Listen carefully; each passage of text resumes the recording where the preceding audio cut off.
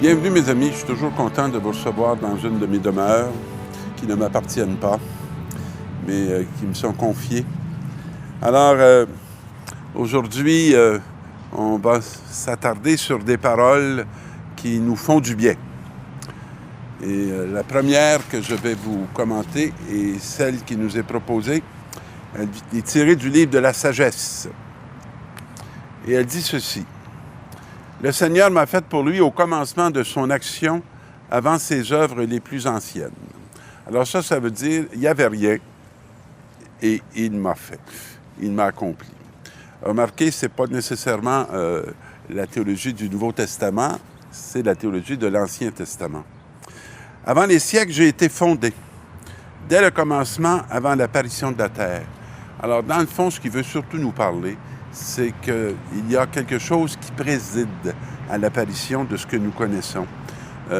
Il y a eu un avant, et que cet avant-là, il n'est pas laissé au hasard, et qu'il y a quelque chose que Dieu a fait pour lui, et ce qu'il a fait pour lui, il l'a mis, je dirais, pour notre service, pour notre joie. Il ne l'a pas possédé, hein. Il l'a répandu. Et j'aime beaucoup, quand les abîmes n'existaient pas, qu'il n'y avait pas de source jaillissante, je fus enfanté. Alors, regardez comment va travailler la sagesse. J'étais à ses côtés comme un maître d'œuvre. Alors donc, c'est pas le fruit d'une individualité. J'y trouvais mes délices. Alors, il n'y était pas une manœuvre. Hein? Il y trouvait ses délices, sa joie. Il était dans le relationnel. Alors, il était dans la communion.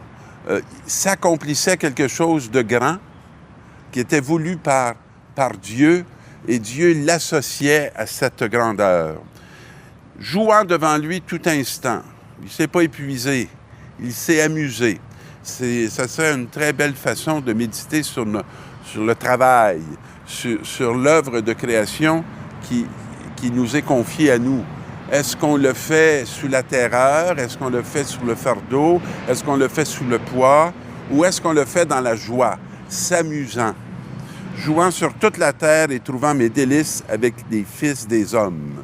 Je désirerais vraiment en arriver à faire et à vivre ainsi comme curé.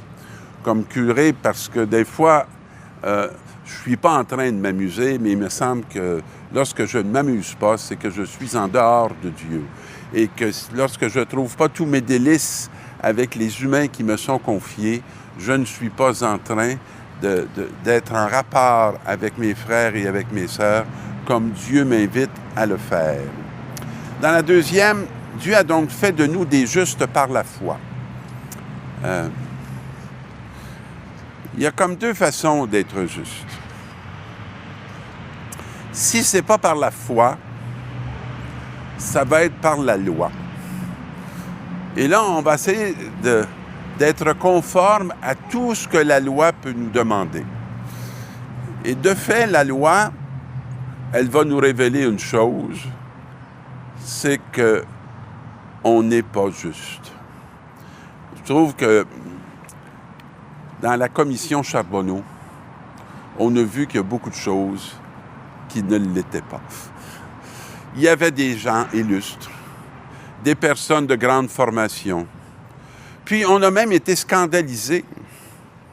Mais si chacun de nous regarde les recoins de sa propre vie et de son histoire, mes amis, il y a des choses dans nos vies qui ne sont pas à la hauteur des prescriptions de la loi. Donc, la loi ne peut faire qu'une seule chose, nous condamner. Or, par la foi, nous sommes justes. Et la foi, c'est un amour. C'est très différent. Et cette foi, ce qui nous a donné par la foi l'accès au monde de la grâce, de la gratuité. On n'est vraiment pas très habitué à la gratuité. J'aime bien quand les gens... j'aime bien. Souvent, les gens me demandent ça coûte combien un baptême? La même chose que vous avez chargé à votre enfant pour le mettre au monde, pour l'accoucher. Mais vous êtes sûr? Oui, c'est gratuit. Si vous voulez gratuitement faire un don à la paroisse, vous le faites. Mais si vous ne le faites pas, le baptême ne vous sera pas refusé. Parce que c'est de l'ordre de l'amour et de la grâce. Et c'est là qu'on est établi. On a beaucoup de misère à s'y établir. On a beaucoup de misère à s'y faire parce que ce n'est pas notre tendance naturelle. Alors, donc, et notre orgueil à nous, on en a une, c'est d'espérer avoir part à la gloire de Dieu. La gloire de Dieu, c'est l'homme debout. La gloire de Dieu, c'est la mort vaincue. La gloire de Dieu, c'est la détresse dont on est relevé, dont on n'est pas, par laquelle on n'est pas détruite. Alors, et là, il va se mettre à nous donner une vision de ce qu'est la détresse. Et il va dire, nous le savons, la détresse produit la persévérance. Alors, pas la dépression, la persévérance. Vécu avec Dieu, nous sommes dans cette persévérance. Et la persévérance produit la valeur éprouvée. Alors, ce qui veut dire que nous ne sommes pas dans la persévérance des gens qui sont en train de se perdre, mais des gens qui sont en train de se bâtir et de se construire. Et l'espérance ne trompe pas, puisque l'amour de Dieu a été répandu dans nos cœurs, et par l'Esprit Saint qui nous a été donné, elle nous donne cette persévérance de finir par savoir que nous avons reçu un don qui nous fait vivre autrement ce que ceux qui ne sont pas dans la foi ne peuvent pas vivre nécessairement de la même manière, à moins d'être habités par cette sagesse qu'ils ont reçue par un autre chemin, parce que Dieu a toujours des chemins en réserve et il ne refuse à aucune bonne volonté de pouvoir être marqué de son esprit. J'aurais encore beaucoup de choses à vous dire, mais pour l'instant, vous n'avez pas la force de les porter. Alors, qu'est-ce qu'on peut porter et qu'est-ce qu'on ne peut pas porter? Vous savez, c'est une très bonne chose qu'on ne sache pas l'heure de notre mort et qu'on ne sache pas l'heure où on va être profondément, disparu. Sinon, on vivrait le réel dans cette crainte, dans cette peur, dans cette paralysie de voir ce qui nous arriverait. Alors, donc, vous n'avez pas la force de tout porter. Fait que je vous ai donné, dans le fond, ce que vous avez besoin pour le maintenant. Quand il viendra l'Esprit de vérité, tiens, il va vous guider vers la vérité tout entière. Vous savez, des fois, on veut tout savoir tout de suite. Et parce qu'on veut tout savoir tout de suite, on finit par ne rien savoir dès maintenant. Alors que la vérité, c'est pas quelque chose qu'on enferme, c'est quelque chose qui se révèle peu à peu. Ce n'est pas une chose intellectuelle, la vérité. La vérité, c'est une chose existentielle. Et on ne peut qu'y adhérer, que le reconnaître et que le saisir avec l'expérience.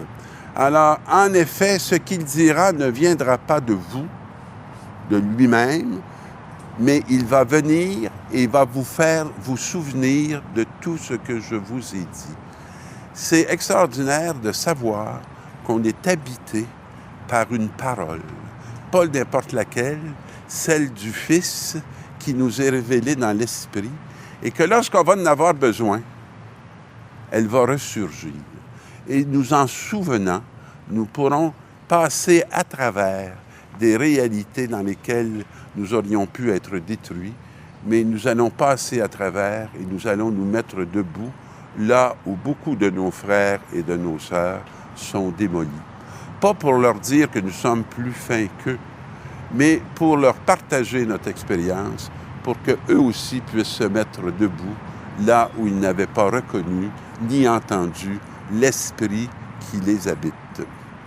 Tout ce qui appartient au Père est à moi.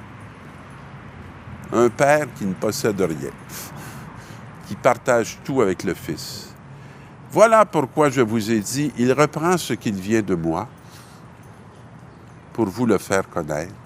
C'est comme le Fils qui nous dit, ce n'est pas de moi que ça vient de ce lien avec le Père, qui ne possède rien et qui m'a tout confié.